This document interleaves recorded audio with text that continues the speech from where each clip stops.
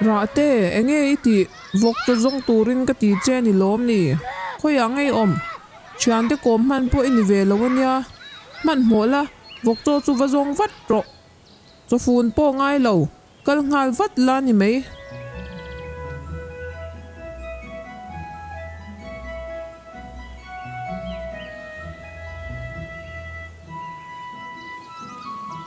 Rahtea hi fasha ania anu chu nushon ania anu shon chuan atire thei em china silfen cha po anei lava kor chat tak tak hi a ha china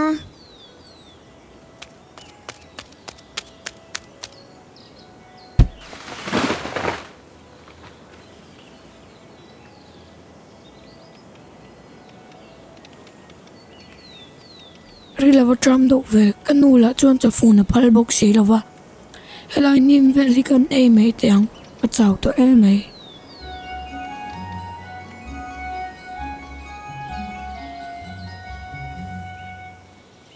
lai lo ni a Rahtea po a ho ta na maya anu shon chuan na har se tak tak te a tho tira a ha changa a chol po a phal lova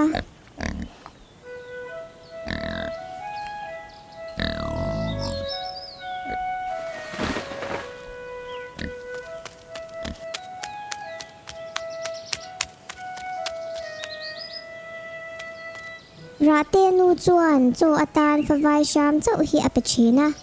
a cher em a ho em boka Rahtea chu anu shon chuan a thina tur angai tuan na sa hle china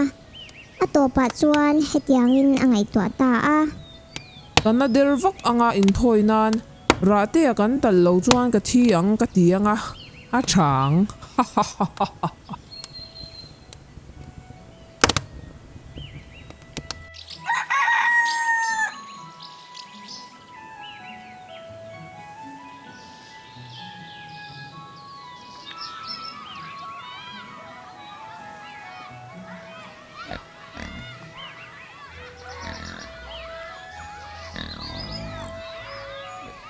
chuan atu ka chuan apum atina der tavaka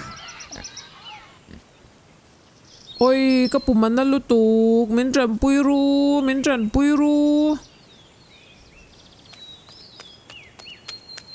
Enge ni ta entin nge yom ka puman na lutuk pa a in thoi ngai do na ni hetiang chuan kadam kho chuak zo lo nge in thoi vatangai ole in thoi na tur kan boi puyange no tur sham ro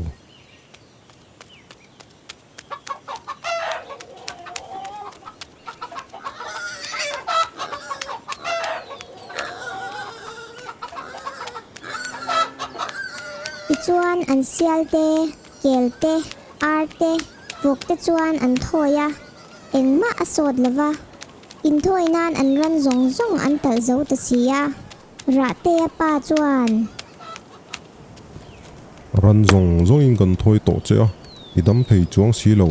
entin nge kan tiang le ran dang puin min thoi le mala kadam chuang lawang Rahtea hian min thoi la kadam nge yang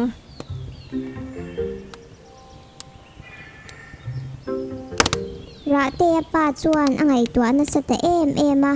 tin Rahtea chuan anu shon tu soi kha arukin alo sia a hlau em a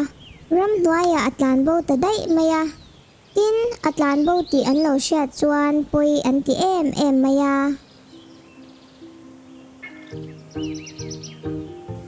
Rahtea khonge yom Rahtea khonge mo atlan bo man dei le o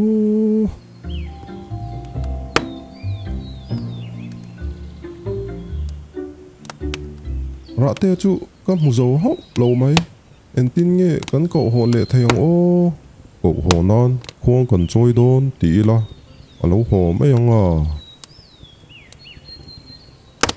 Rahtea u chu ko turin avakala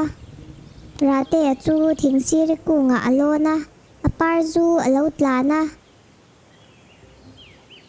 a u chuan rate lo hong ro inun khuang a choi do ne ipan siala chun do ne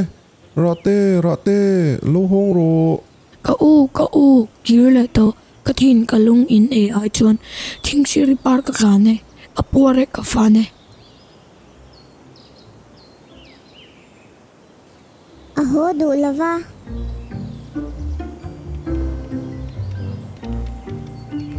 Au chu anin lama ava hoa. Anu le apa hne na. ka ko poin alo kal du lo va boi thak ve o pi hian va ko se rate chu alo ho me anga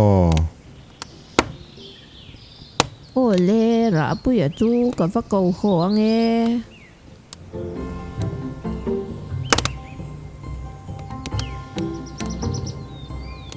Api chu akal ve ta a. Rate u ko angin ahan ko ve a. Rate lo hong ro inun khuang a choi do ne ipan sial chun do ne rate lo hong ro kapi kirle to ka thin ka lung in e ai chuan thing siri par ka khane ka pore ka fane Api po chuan a ko ho zo lova. Aho ve le ta a.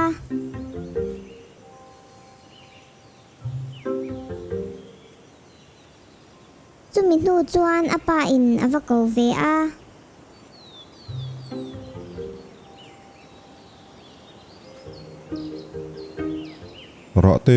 rate lo hong ro inun khuang a choi do ne ipan siala chun do ne rate lo ho ro kapa kirle to ka thin ka lung in e ai chuan thing siri par ka khane ka pore ka fane Apa po chu beidong takin aho le tamaya.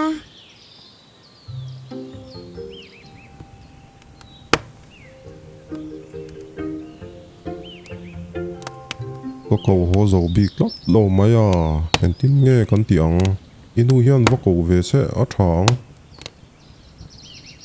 Không e cái in ka cầu về ange.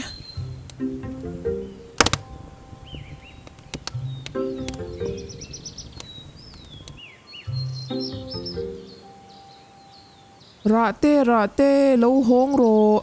inun khuang a choi do ne ipan sial chun do ne rate lo hong ro kanu mi ngai manang che ke in ka ngai manang che reng Hi chuan rate chu therenga achanga. A thok bo ta daya.